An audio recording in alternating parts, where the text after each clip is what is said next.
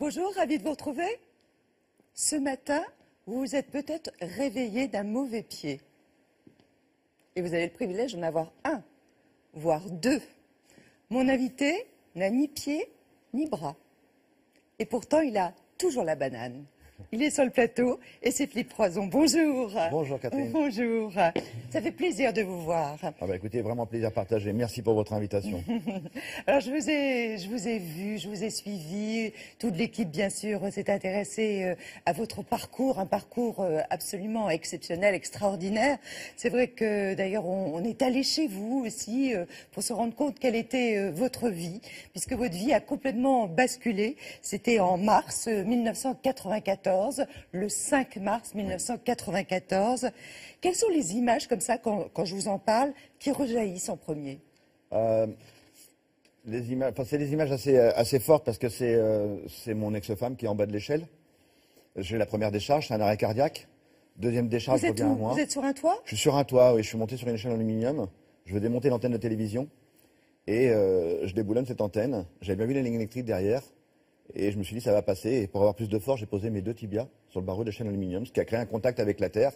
Et après, 20 000 volts ont traversé mon corps. Et l'image que j'ai, moi, quand je me réveille là, au deuxième impact, c'est mon épouse et je lui dis au revoir. Et il y a mon petit garçon, Jérémy, qui est là aussi. Et quelqu'un me l'emmène vite chez un voisin pour pas qu'il voit ce qui est en train de se passer. Qu'est-ce que vous ressentez? La douleur doit être épouvantable. Oui, on dépasse le seuil de la douleur. C'est-à-dire qu'il faut imaginer une brûlure d'allumette ou de cigarette, c'est multiplié par 1 million.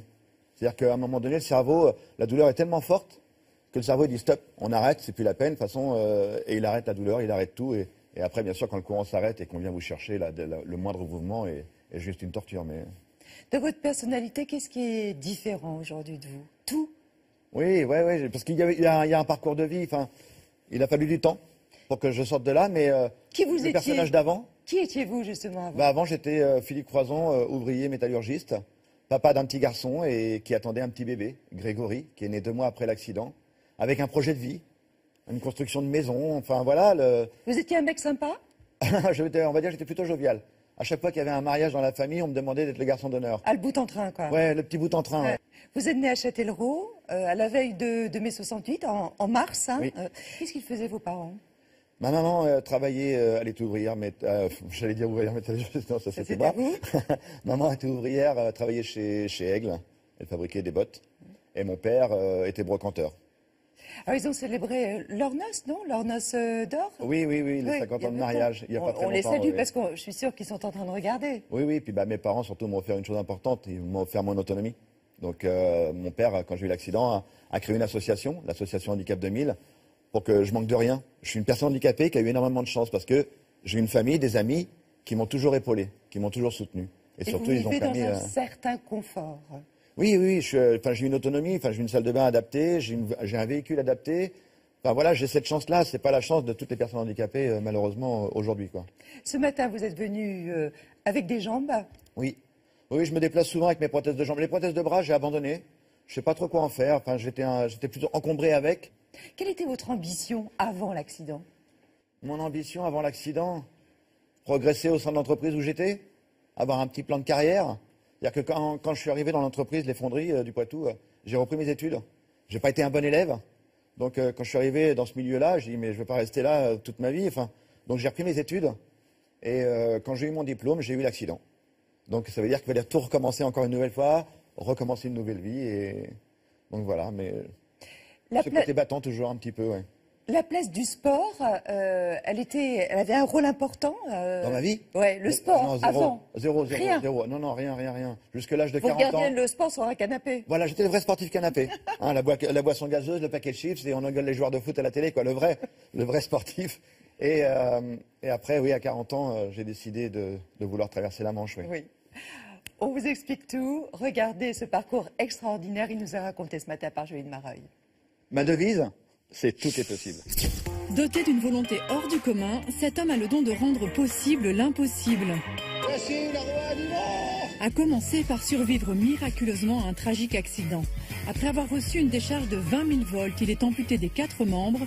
Il ne pense qu'à en finir, mais il y a ses 2 garçons, Pour eux, ils décident de vivre. J'ai dit, écoute, t'es comme ça reviendra pas, faut foncer. Et foncer pour Philippe Croison, c'est se lancer à corps perdu dans d'extraordinaires aventures.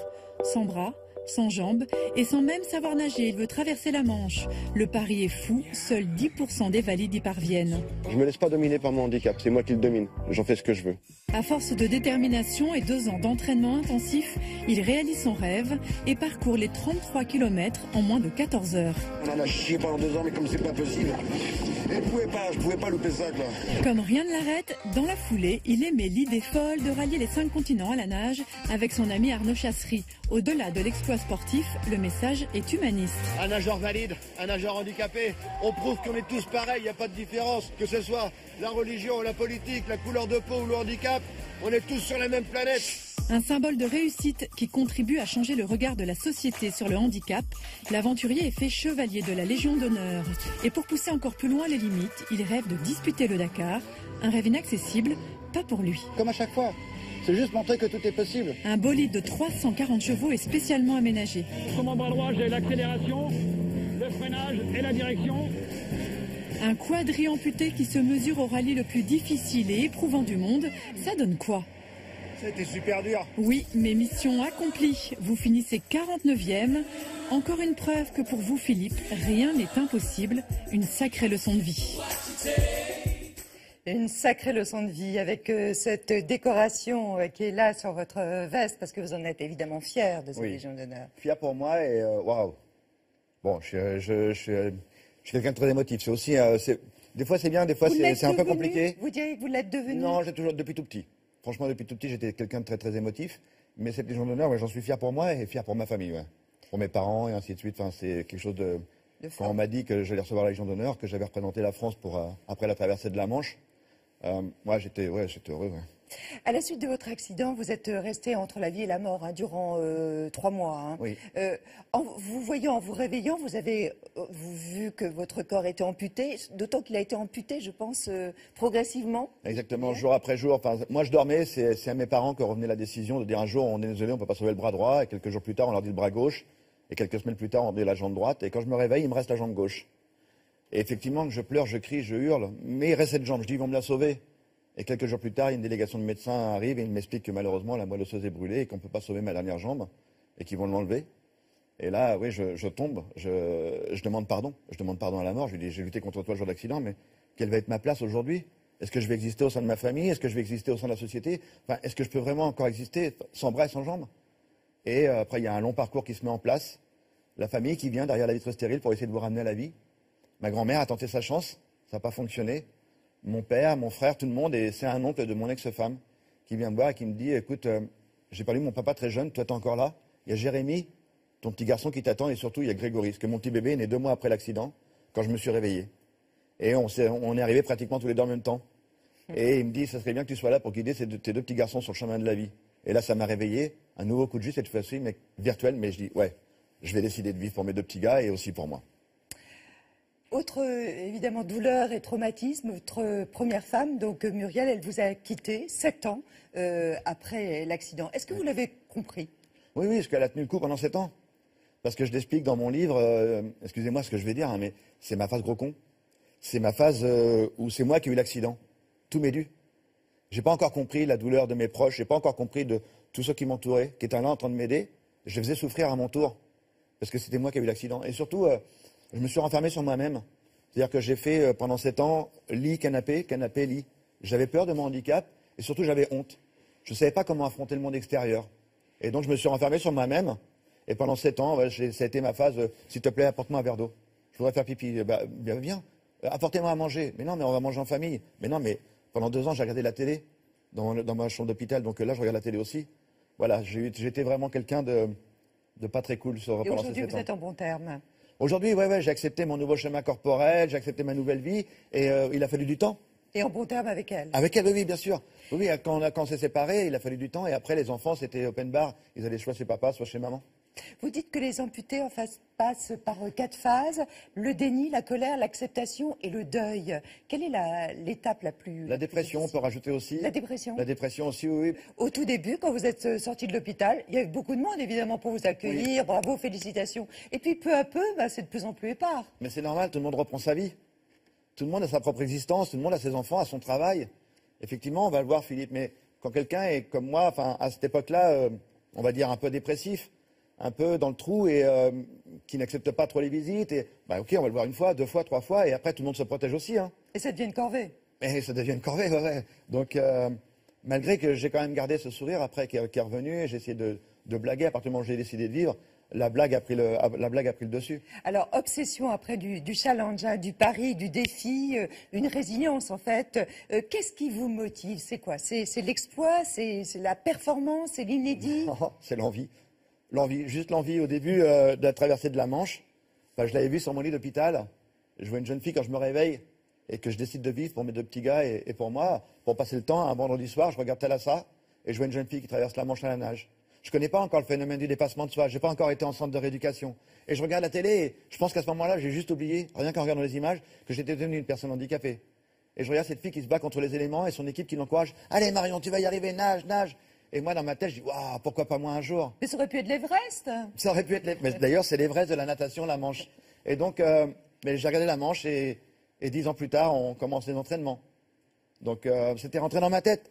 Des fois, j'en parlais à ma famille, à mes amis, mais tout le monde me disait, oui, tu vas te calmer, t'as pas de bras, pas de jambes, tu vas pas traverser. Mais non, une fois, je l'avais dit à mon père, on regardait, j'étais à Noirmoutier, on regardait l'île du Pilier au large, et je disais, hey, papa, j'étais dans mon fauteuil électrique, je dis, papa, peut-être qu'un jour je traverserai la Manche à la nage. Et mon père, il m'a pas répondu cette journée-là. Mais j'ai vu dans ses yeux, il a dit, oh zut, il a pas que les bras et les jambes qu'on cramait, lui. Il a dû y avoir un court-circuit là-haut, qu'est-ce qu'il est en train de me dire? Il veut traverser la Manche à la nage, mais n'importe quoi. Et vous réussissez en 13h23, hein, c'est ça, pour 13h26 plus de 38 minutes, ouais, 23, 26, voilà. Ça dépend les pour 38 kilomètres. Exactement, exactement.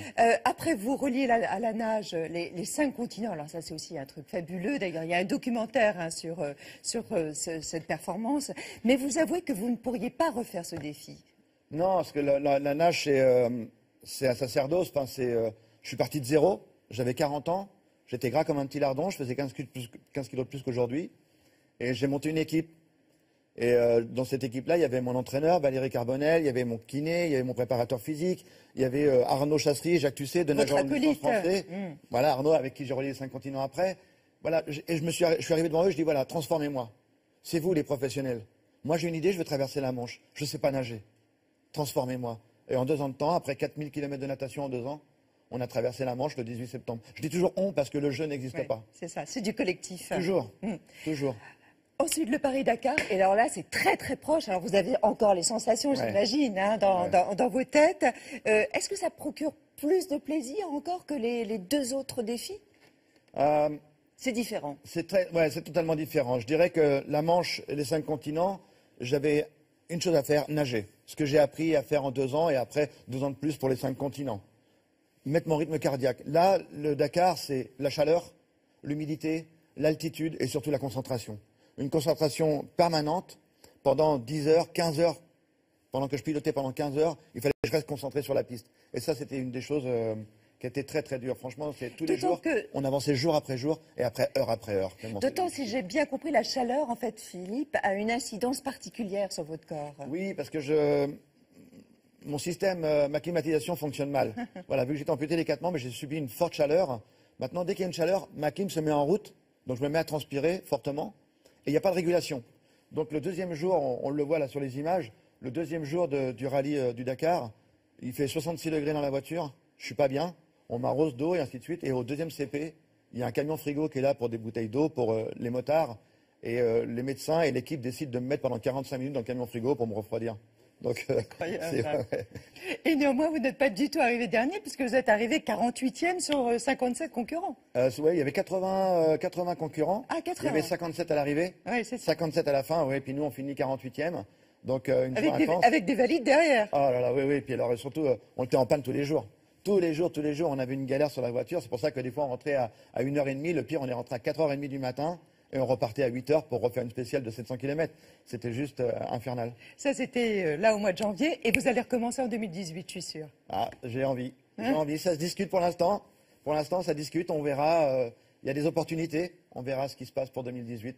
Alors, on a passé une journée ordinaire, mais qui est extraordinaire avec vous, à un grand près de Châtellerault, où vous vivez. Vous nous avez ouvert les portes de votre maison, Juline Mareuil et Laurent Guinard. Oui.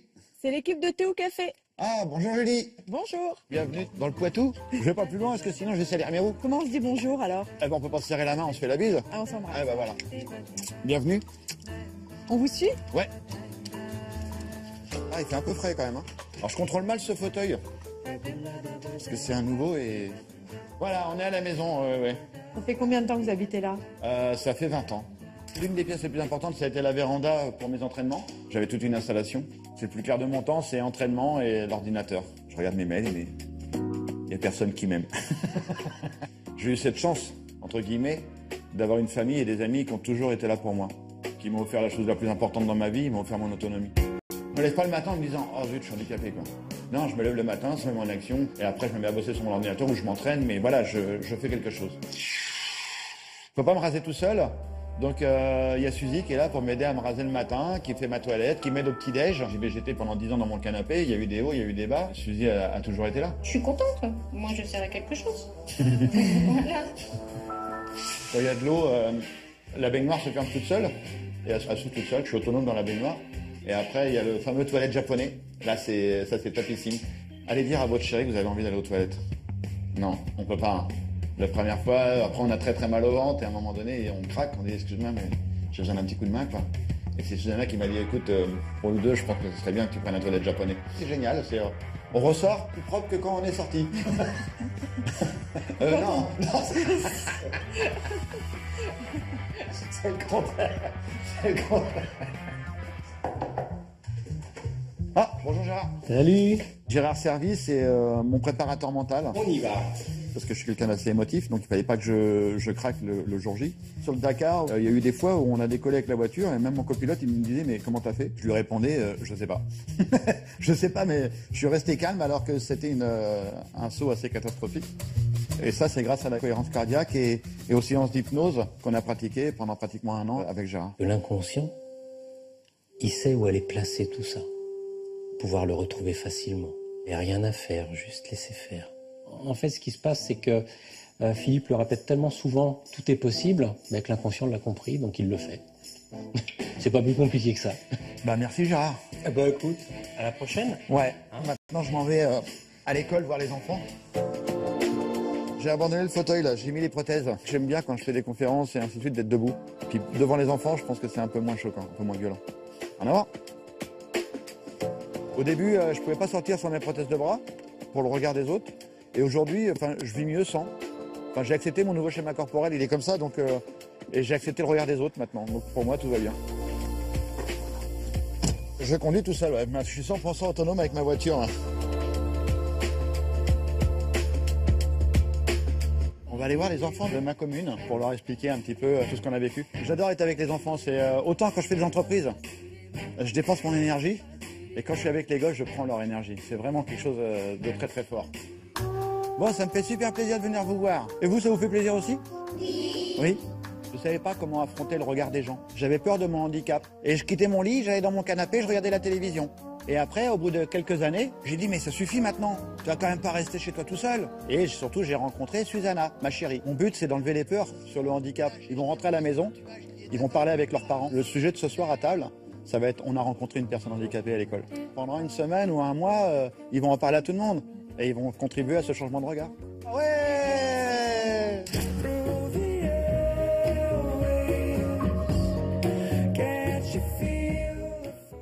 Dans le sujet, on voyait votre préparateur, il s'agit de Gérard Servie d'ailleurs, qui vient d'écrire J'arrête d'être addict chez Erol. Et en fait, il vous a aussi préparé à l'auto-hypnose. Exactement. Ça sert à quoi? Ça sert surtout à s'apaiser. Vous l'avez vu tout à l'heure, je suis quelqu'un d'assez émotif. Et par exemple, le jour du départ pour le Dakar, j'étais vraiment à l'ouest, j'avais pu me contrôler, j'étais à la limite de pleurer. Et je lui ai dit, je vais dans le camping-car. Je vais aller me faire une séance d'auto-hypnose, me calmer. Et normalement, la séance dure à peu près 5 minutes. Et 20 minutes après, je me suis réveillé. Mais comment je me suis endormi carrément. Comment on s'y prend? Alors, on se concentre. On essaie de... Alors moi, pour me faire mon auto-hypnose, je vais à un endroit. J'ai mon endroit fétiche. C'est en haut des falaises anglaises. Là, le jour où j'ai traversé la Manche à la nage, pendant 1 semaine, je suis monté en haut de la falaise, je me mettais dans l'herbe, je descendais mon fauteuil et je regardais la Manche. Et je lui dis, s'il te plaît, laisse-moi passer. Laisse-moi passer. Parce que si tu me laisses passer, waouh! Si tu me laisses passer, ma vie, elle va changer. Et ma vie a changé parce que j'ai traversé la Manche. On a été au bout. Oh là là, je t'avais dit que j'étais très émotif. Et donc, à chaque fois que j'étais soit un coup de On peut parler aux éléments. Voilà, exactement. Donc je me concentrais. Et même quand la voiture s'arrêtait, que j'étais en panne, je les laissais faire. Et je fermais les yeux et j'allais sur les falaises anglaises dans la Manche pour m'apaiser et me reposer. Philippe, vous avez publié 3 ouvrages. Il y en a un en préparation, même 2, hein, sur l'humour, et puis un autre qui va sortir aussi sur votre vie. Est-ce que vous dites, parce que vous avez beaucoup d'humour, vous êtes bankable. C'est vrai aujourd'hui qu'on aime vous entendre parce que vous avez un discours, vous avez un message tellement positif. Est-ce que vous avez besoin aussi de vous raconter? Ça fait du bien? Ah mais j'adore ça. Enfin, faire les conférences, c'est mon métier à plein temps aujourd'hui. Énormément d'entreprises.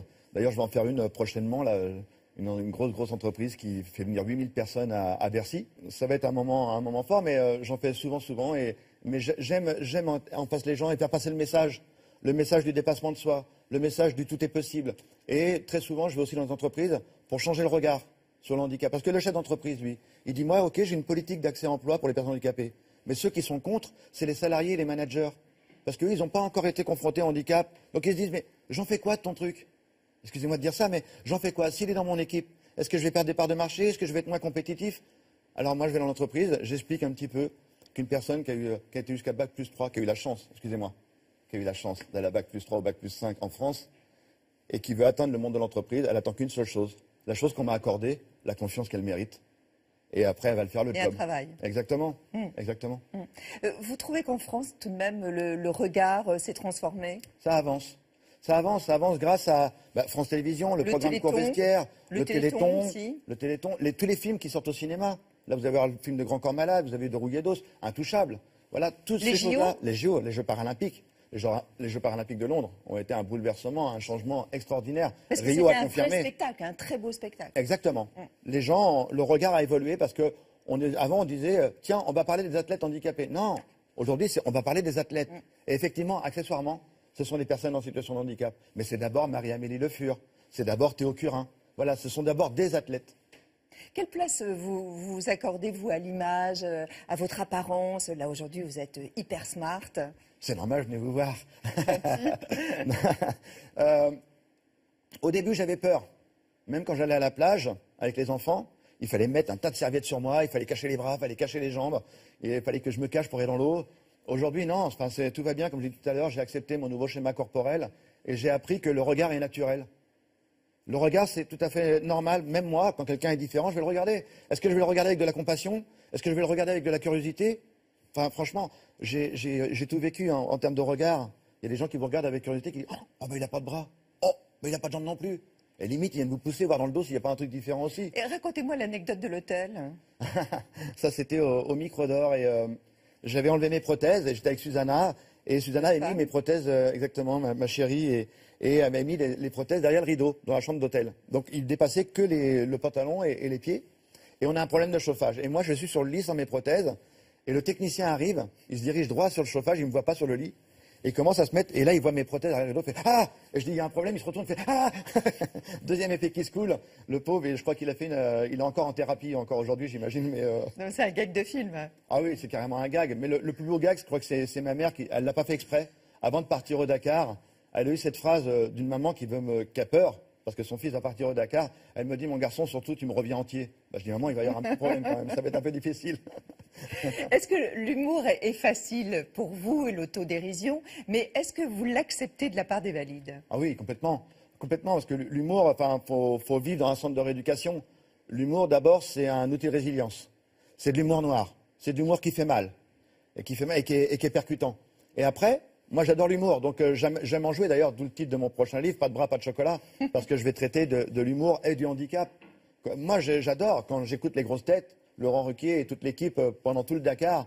Ils se sont moqués de moi, mais à un point. Mais des fois, même les gens dits en situation de valide, sont choqués en disant mais comment ils peuvent dire des choses pareilles? Jamais. Ah mais moi ça m'éclate total, mais j'adore ça. Le dessin. Le dessin de la traversée de la Manche, c'est Large qui a fait ce dessin. C'est un requin qui arrive en dessous de moi. Je suis en train de nager sans bras et sans jambes, et le requin, il regarde et il dit « Oh merde, c'est vraiment la crise. » Alors, il y en a deux qui savent beaucoup s'amuser avec vous. C'est le magazine de la santé qu'il présente depuis de nombreuses années. Et vous en êtes un des chroniqueurs une fois par mois. C'est Marina Carrère-Dancos et Michel Simès, eh bien, qui ont témoigné sur vous et la complicité qu'ils ont avec vous.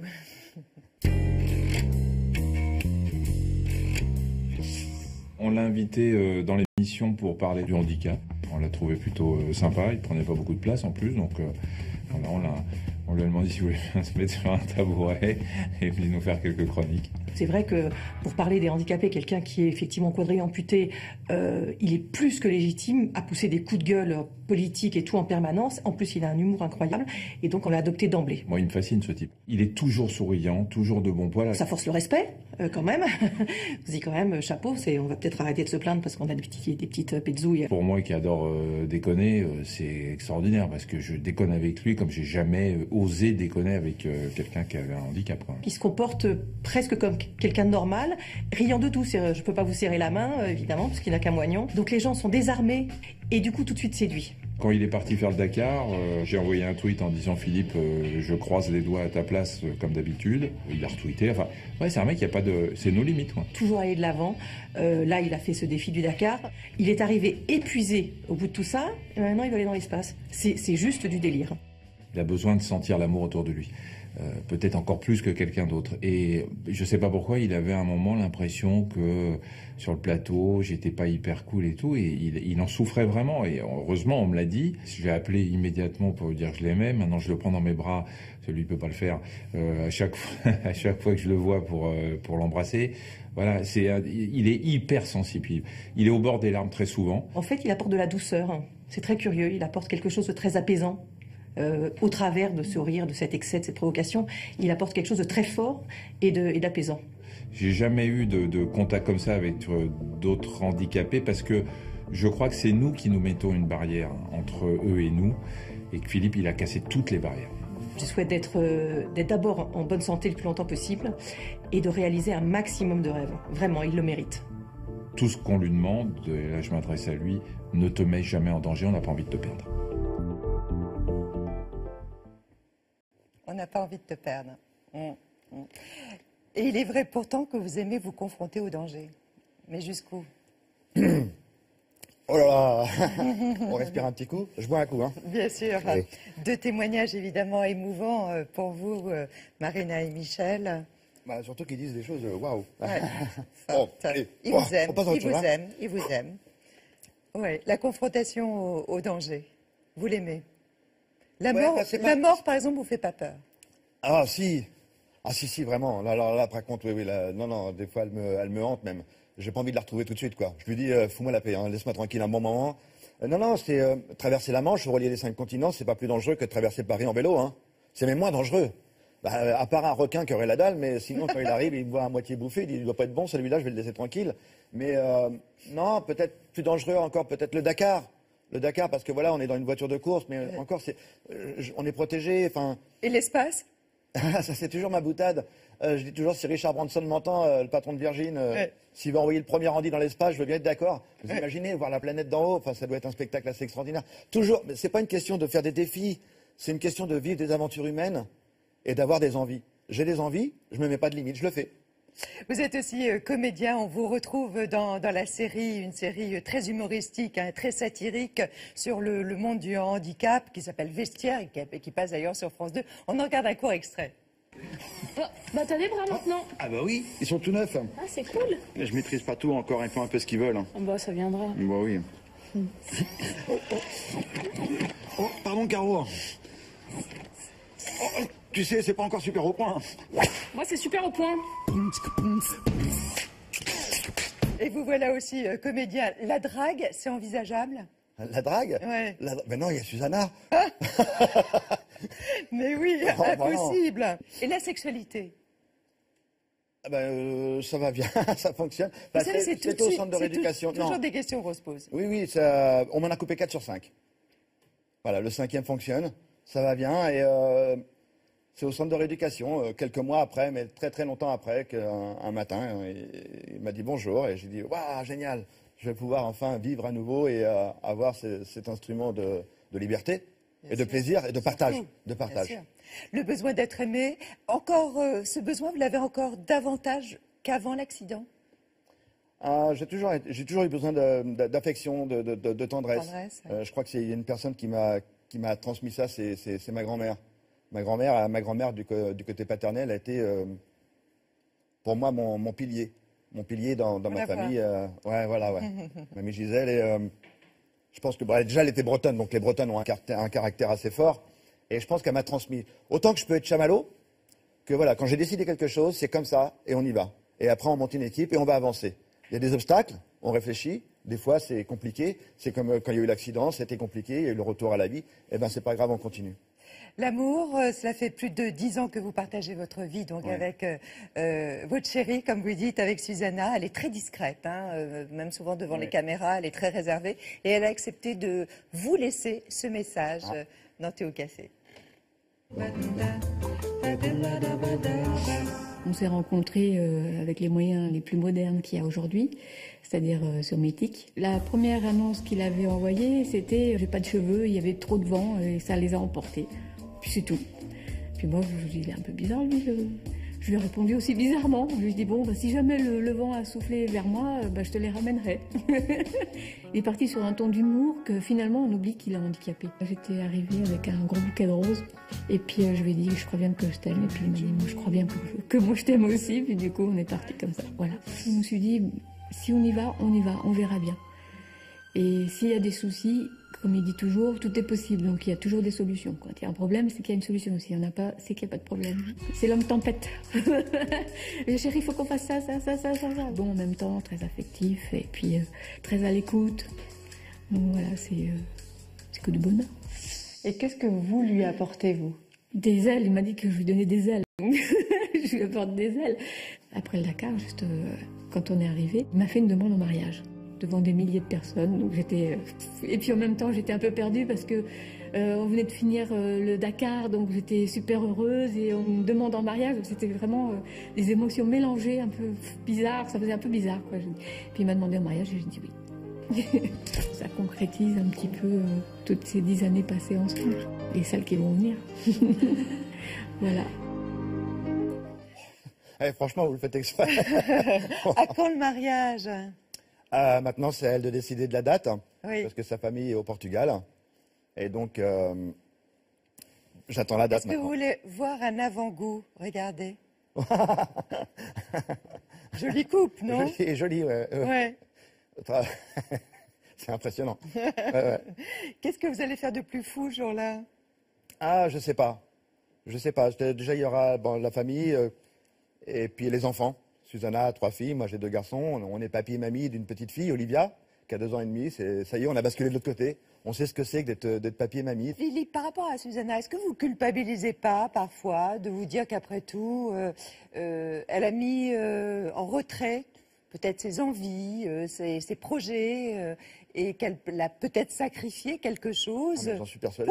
pour j'en suis persuadé. vous Je apporter l'explique dans le livre, il y a mon dépassement de soi, mais il y a le dépassement de soi de Susanna, mais surtout il y a le don de soi. Ma chérie, elle m'a offert 5 ans de sa vie pour que je puisse réaliser mes rêves. Enfin, c'est quelque chose c'est très difficile à comprendre comme ça, parce que quand je dis on va traverser la Manche, il y a 2 ans d'entraînement. Il y a 2 ans où je suis rien, je n'existe pas, et il faut transformer le bonhomme. Et elle, pendant ce temps-là, elle fait des heures de ménage, elle s'occupe des enfants, elle m'emmène au lac. Des fois, je nage pendant 7 heures dans le lac de Saint-Cyr par du Futuroscope. Il tombe de la neige, il fait 0 degré, et elle marche pendant 7 heures autour du lac. Elle m'apporte du thé chaud pour me réchauffer, elle me sort de l'eau, elle m'enlève mes prothèses de nage, me met mes prothèses de marche. Enfin, c'est juste incroyable ce qu'elle a réalisé. Est-ce que vous diriez que c'est un rôle ingrat? Si elle a un rôle ingrat? Ouais. Mais oui, parce qu'il y a le personnage qui est là, aujourd'hui avec vous. Mais derrière, et bien sûr, effectivement, il y a Susanna. Et Susanna, je suis sûr qu'elle a fait plus de boulot que moi. Moi, je me suis entraîné, j'ai transformé, il y a l'équipe qui m'a aidé. Mais Susanna, il n'y a personne pour l'aider. Elle a vraiment fait tout toute seule. Oh, vous n'êtes pas cool, hein. Si, vous allez voir, je vais être très très cool, parce que là, cela ne nécessite pas ni bras, ni jambes d'ailleurs, parce que ça s'appelle dos à dos. Ouais. On y va? On y va.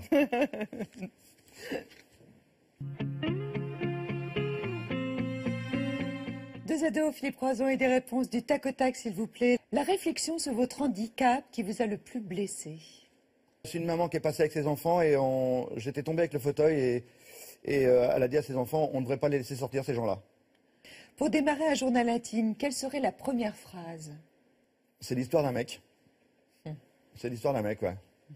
À la Coluche. Ouais, à la Coluche, ouais. Si demain on vous rendait vos bras, vos jambes, quelle est la première chose que vous feriez? Je prendrais ma petite fille dans mes bras et je crois que j'irai courir avec elle. La meilleure blague qu'on vous ait faite sur votre handicap? Enfin, c'est pas tout à fait une blague, c'est une anecdote. C'est un petit garçon avec son petit frère. Le petit, il devait avoir 10 ans et son petit frère devait avoir 7 ans. Et je suis dans mon fauteuil électrique, j'ai pas mes jambes et mes prothèses de bras. Et le grand, il regarde, il fait « Oh, mais il a pas de jambes !» Il fait « Oh, il a pas de bras non plus !» Et il tire la main de son petit frère et il dit « Regarde le monsieur, il a pas de bras, pas de jambes !» Et le petit, il a levé la tête tellement vite, il fait « N'importe quoi, il a pas de cheveux !» Il n'avait pas remarqué le reste. Le mot le plus érotique, le plus sensuel, selon vous? Je t'aime. Qui refuseriez-vous de saluer? Certainement peut-être Donald Trump. Si vous étiez ministre des Sports, quelle serait votre première mesure? Rendre accessible tous les gymnases, rendre accessible tous les établissements sportifs en France. Et faire en sorte que les clubs dits valides acceptent les personnes en situation de handicap au sein de leur groupe.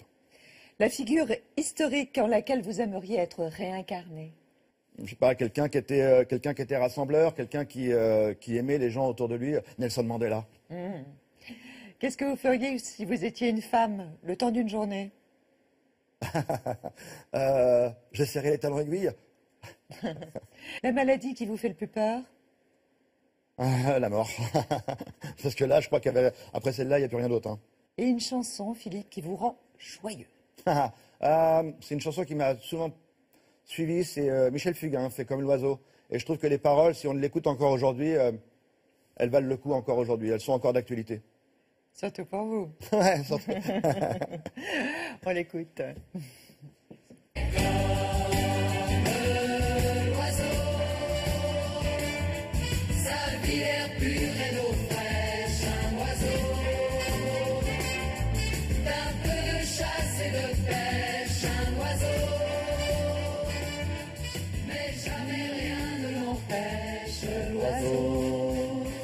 D'aller plus haut. Ça vous manque, ça, peut-être, la danse, quand même, non? Ah, je danse un petit peu. C'est vrai? Ouais. Bon, non, mais vous faites tout. Les danses tranquilles, hein. Ouais. Le slow, il n'y en a plus. Ça existe plus. C'est vrai. C'est triste. Hein. Dans les boîtes, c'est vrai. Ah oui. Là, c'est vrai. Mais bon, le slow, un petit tango léger, ça peut le faire. Vous étiez un bon danseur? Non. Non. Donc, là, il n'y a pas de regret là-dessus. Non, ça va. Alors, il y a ce livre qui ressort plus fort la vie, mais alors cette fois en poche. Oui. Puis il y en aura un nouveau, donc vous l'avez dit, un pas de bras, pas de chocolat, le titre. Normal. Et ça, ce sera au mois de mai. Hein. Oui. Qu'est-ce que je vous souhaite? De continuer comme ça. Franchement, je le dis souvent, j'aime ma vie d'aujourd'hui parce que j'en ai fait quelque chose. À un moment donné, j'ai quitté mon canapé et je dis maintenant, c'est moi qui vais aller vers les autres. Donc je vais continuer à aller vers les autres, d'aller les voir, leur demander un coup de main pour réaliser peut-être d'autres aventures. Je ne sais pas ce qui va se passer dans ma tête, mais pourvu que ça dure, oui. Je voudrais saluer celle qui expose sur le plateau de Thé au Café ce matin. Vous êtes sensible à la peinture? Oui, j'aime beaucoup. Vous aimez bien? Oui. Elle a pour nom Anne Damezin. Elle expose jusqu'au 4 mars à la galerie Exit Art Contemporain. Place d'Enfer Rochefort à Boulogne-Billancourt. Alors son travail, dit-elle, elle le définit ainsi, c'est une invitation à explorer les liens intimes qu'elle entretient avec le vivant. Anne Damezin, et on trouvait que ça vous correspondait bien parce que... On voit bien les liens des neurones. Hein, on pourrait imaginer tous les liens des neurones d'un cerveau et ça soude la famille. Donc oui, ça me... Et puis c'est un bleu océan que oui, vous aimez tant, complètement. la mer. La mer, oui. Merci beaucoup Philippe. Je voudrais vous dire que demain, on recevra une humoriste. Elle a été avocate aujourd'hui, c'est un phénomène. C'est Caroline Vigneault. Puis Dominique Verdeillan, qui est le chroniqueur, le spécialiste de la justice sur France 2, a écrit un livre très intéressant sur les magistrats, sur le divan, la psychologie en fait des magistrats. Et tous les deux, ils seront sur le plateau de Thé au Café. Portez-vous bien. Vous embrassez Susanna, s'il Sans vous aucun plaît. souci. Je le ferai même 2 fois. D'accord, ça je vous fais confiance. Un grand merci, on se retrouve demain. Et l'émission consacrée à Philippe, elle est rediffusée dans la nuit. Vous pouvez là aussi la revoir sur plus.fr. Portez-vous bien, passez une très belle journée, qu'elle soit joyeuse. Mais après avoir entendu Philippe durant ces 40 minutes, on ne peut qu'aller bien, n'est-ce pas? À demain, au revoir. Merci beaucoup Philippe. Merci Catherine.